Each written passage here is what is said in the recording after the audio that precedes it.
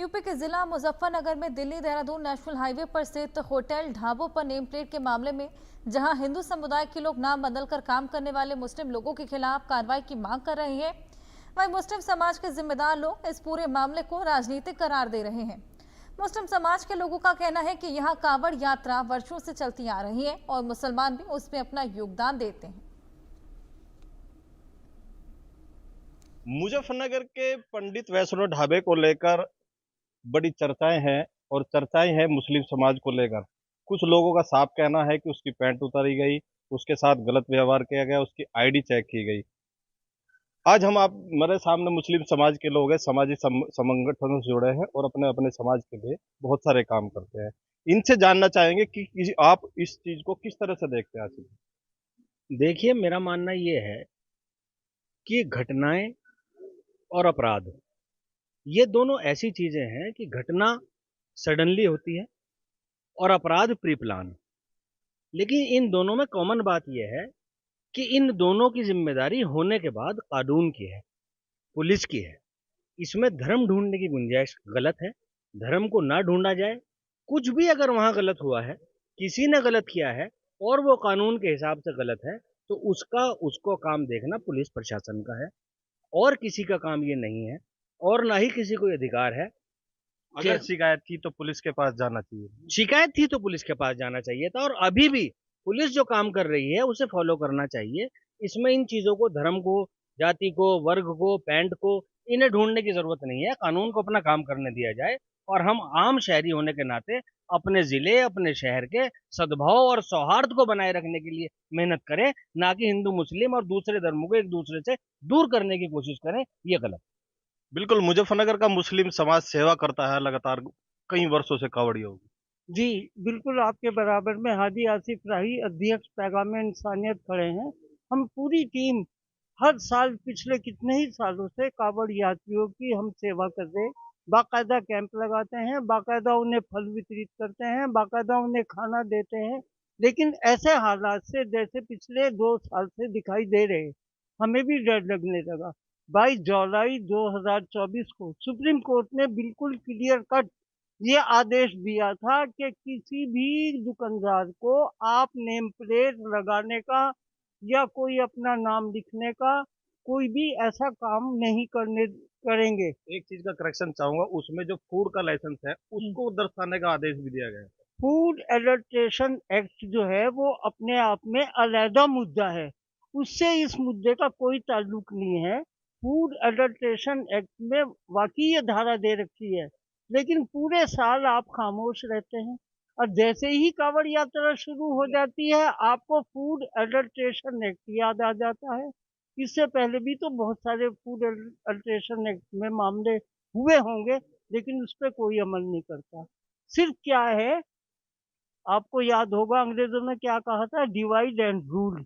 ये सिर्फ उसी पॉलिसी को फॉलो कर रहे हैं, जबकि ये हमारा मुजफ्फरनगर हमेशा से बहुत प्यार मोहब्बत का गहवारा रहा है और तमाम लोग यहाँ पे प्यार मोहब्बत से रह रहे हैं। तमाम मुसलमान लोग कांवड़ यात्रियों की बहुत ही सेवा करते हैं और बहुत सारे मुस्लिम उसमें कांवड़ लेके भी जाते हैं। यही तो हमारे इस देश की पहचान है। हम तो समझे थे एक जख्म है भर जाएगा, हम तो समझे थे एक जख्म है भर जाएगा, क्या खबर थी रगे जा में उतर जाएगा।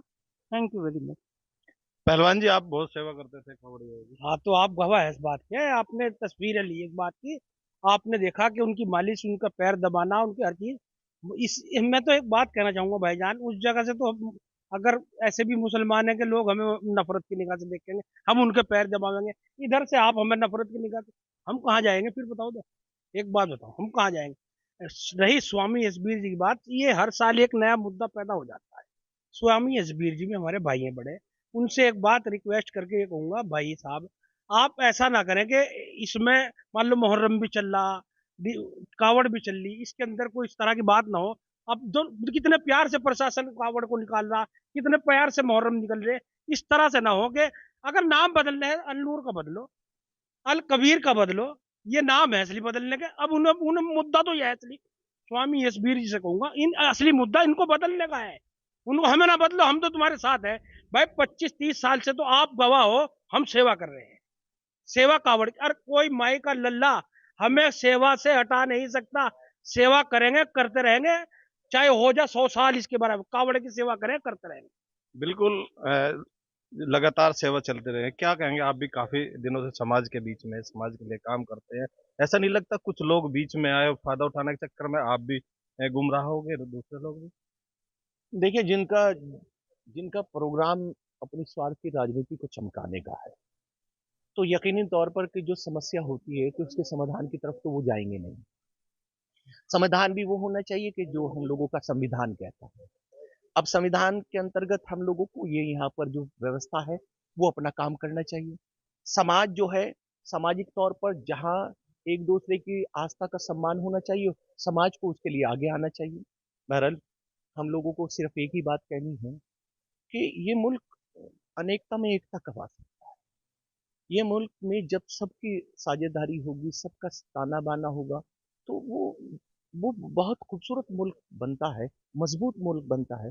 लेकिन कहीं ना कहीं कुछ स्वार्थी लोगों ने कुछ इस तरीके से इश्यूज की तरफ को ले गए हम लोगों को, और इस तरीके से मिसगाइड कराया जा रहा है समाज को, सब समाज को, कि कहीं ना कहीं यहाँ पर डर, दहशत, स्ट्रीम पैदा हो रही है, कहीं ना कहीं झगड़े पर। हम लोग ये कह रहे हैं कि ना कि इस मुल्क की जो, इस मुजफ्फरनगर के खास तौर से जिले की जो रिवायत थी, इसकी जो परंपरा थी, कि जब श्रद्धालु आता था तो यहाँ सब लोग सर्वधर्म सद्भाव के लोग, सब जाति वाति से, सबसे धर्म से ऊपर उठकर एक दूसरे की सेवा उसके भाव में लगते थे। वो में नहीं, कहीं ना कहीं ऐसा चीज हो रही है भाई, कि कहीं ना कहीं ऐसी चीज हो रही है कि स्वार्थ की राजनीति ने धर्म की आड़ में, एक धर्म की चादर के पीछे अपने स्वार्थ की राजनीति को आगे कर दिया, समस्या के समाधान को गौण कर दिया।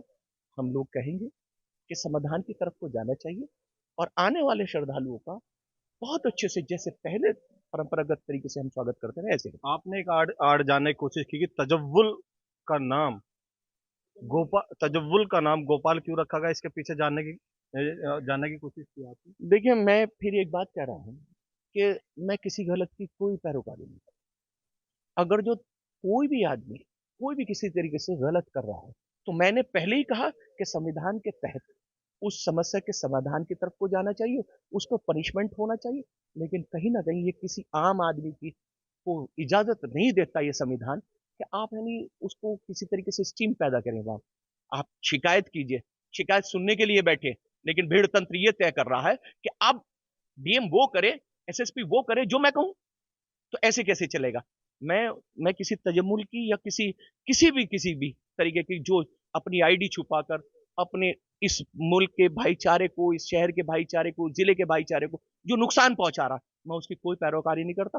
कार्रवाई होनी चाहिए, लेकिन संविधान सम्मत होनी चाहिए, संविधान के दायरे में होनी चाहिए। आसिफ भाई, अभी अभी कप्तान साहब ने एक प्रेस कॉन्फ्रेंस की है कावड़ मार को लेकर। पूरे जो ढाबा संचालक या शिविर संचालक थे, उसमें साफ कहा है कि आप ऐसा कोई काम नहीं करेंगे जो पुलिस का हो या अन्य अधिकारियों का।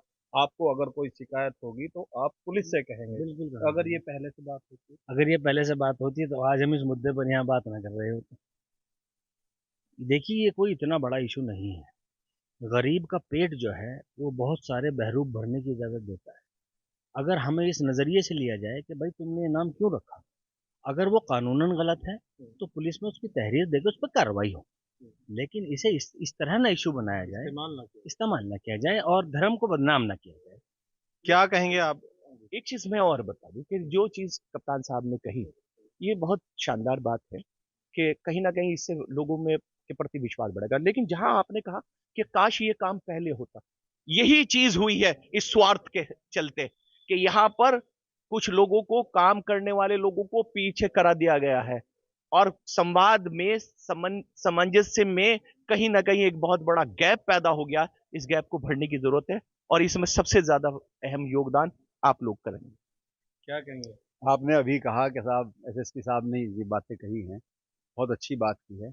इससे आप पीछे 6 साल पीछे चले जाएं तो मीनाक्षी चौक पर आइएगा, सारे अधिकारीगण, एसएसपी, डीएम साहब, सब लोग आके, जो आसिफ राही साहब कैंप लगाते हैं पैगाम इंसानियत का, गौहर सिद्दीकी साहब, सब लोग, दिलशाद पहलवान, हम सब लोग जो पूरा ग्रुप है वहाँ बैठते थे। सब अधिकारी 4-4, 5-5 घंटे रहते थे, रात के 2-2 बजे तक, कि भाई अब भूख लग रही है तो क्या क्या पिलाओगे।